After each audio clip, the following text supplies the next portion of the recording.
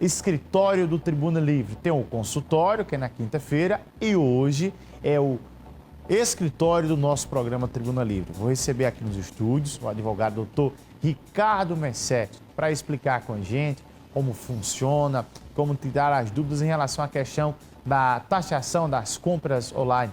Doutor Ricardo, como é que está o senhor? Está tudo bem? Prazer. Bom dia, seja bem-vindo ao nosso programa. Muito se discute no nosso Brasil, o Congresso está com a discussão aberta em torno da questão, inclusive foi aprovado já no Senado, a questão da taxação das compras online. O que é que diz hoje o que está em vigor da nossa legislação brasileira sobre o tema? Bem-vindo.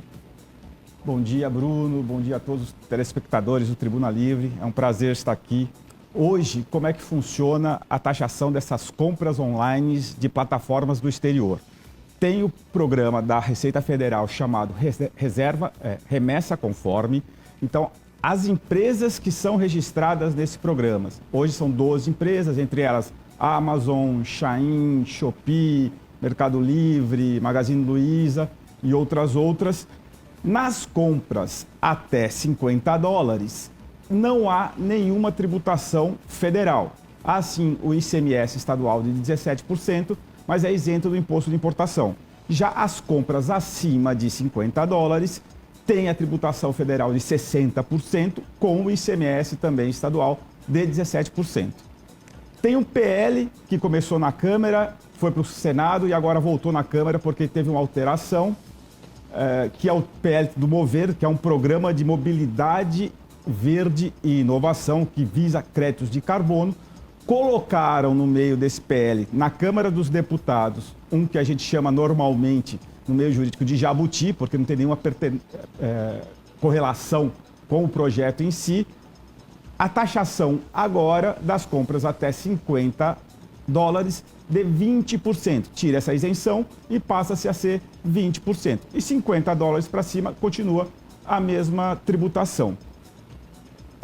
Foi aprovado na Câmara, foi aprovado no Senado, só que o Senado trocou e mudou algo sobre o Mover, sobre o programa original. Por isso, retornou-se à Câmara para aprovar essas inovações trazidas no PL 914, pelo Senado Federal. Então, as compras acima de $50 são compras que ficam com a mesma carga de tributação, a mesma carga tributária, e aquelas abaixo passam a contar agora com esse imposto de em torno de 20%, não é isso? Isso. Se o PL viesse aprovado e depois viesse a ser sancionado pelo presidente da República, de 0 a 50, para aquelas empresas registradas no Remessa Conforme, a tributação será de 20% e estadual de 17%. Agora, ontem houve uma reunião do CONFAZ, que é o Conselho Fazendário, todas as secretarias dos estados do Brasil, que eles querem aumentar também a carga da tributação estadual. E até acho pertinente, porque se uma empresa sediada aqui na Paraíba, que gera emprego, que tem sua loja fixa, vai pagar 20% sobre o valor da mercadoria de ICMS. E se você compra do exterior, está vindo com 17%. Então, os estados querem, no mínimo, equilibrar essa taxação, essa tributação.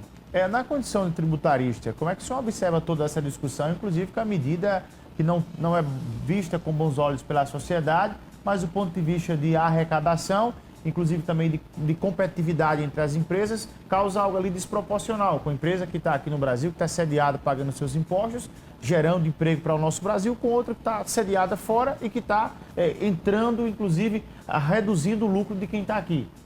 Inclusive, o programa Remessa Conforme é discutido no Supremo Tribunal Federal por meio de duas ações diretas de inconstitucionalidades.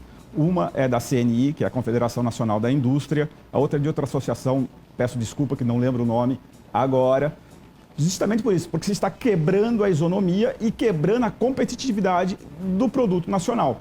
Porque se o produto nacional tem uma taxação, uma tributação mais alta aqui dentro, ele não vai conseguir competir com um produto que a maioria vem da China, então já vem com uma mão de obra muito mais barata, com uma tributação ainda menor. Então, o próprio programa Remessa Conforme já é discutido judicialmente.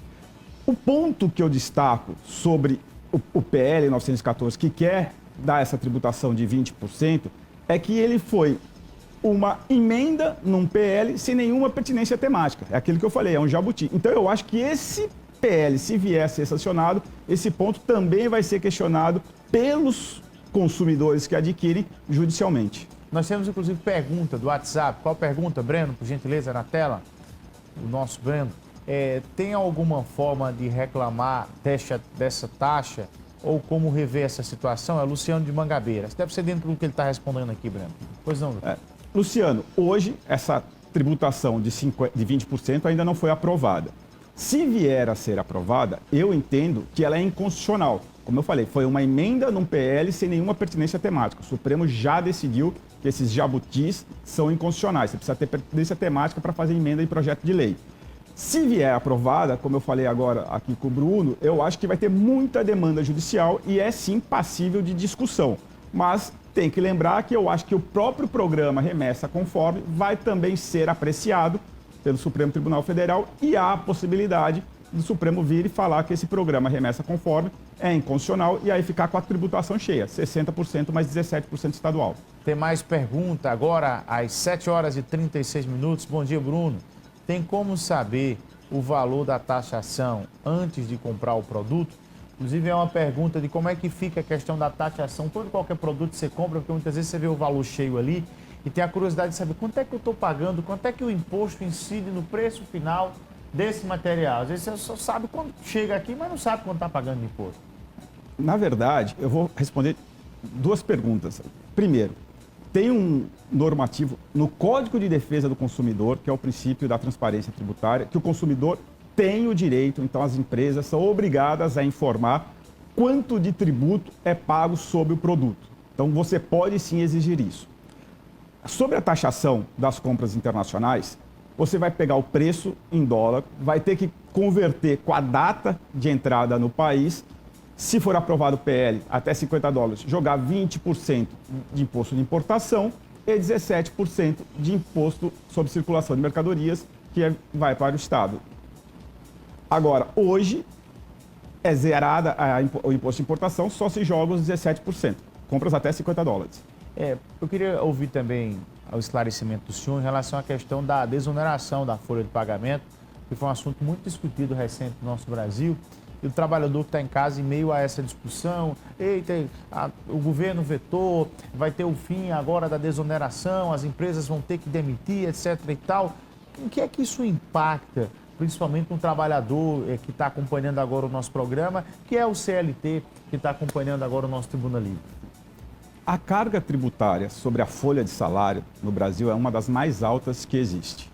Então, houve, por parte do governo passado, um programa de desoneração da folha, trazendo uma carga tributária menor para incentivar a contratação, para incentivar o mercado de trabalho. O governo atual vetou, derrubou essa desoneração da folha, o Congresso derrubou o que o governo atual tinha derrubado, está numa discussão. Eu acho que nós temos que ver por dois olhos. Primeiro, para quem quer empreender no país, a desoneração da folha era muito positiva. Contudo, tem reflexos no caixa do governo, principalmente no caixa do INSS. A gente está vindo de uma pandemia que muita gente perdeu o emprego, que muitas empresas fecharam. Então, todo incentivo que vier para o empreendedorismo, eu particularmente acho positivo. Eu acho a desoneração da folha constitucional, eu acho que a derrubada do governo teria que respeitar, no mínimo, o princípio da anterioridade nonagesimal, 90 dias para entrar em vigor, mas como hoje foi derrubado, discute-se muito ainda no Congresso se vai se manter a folha ou não, a desoneração da folha ou não.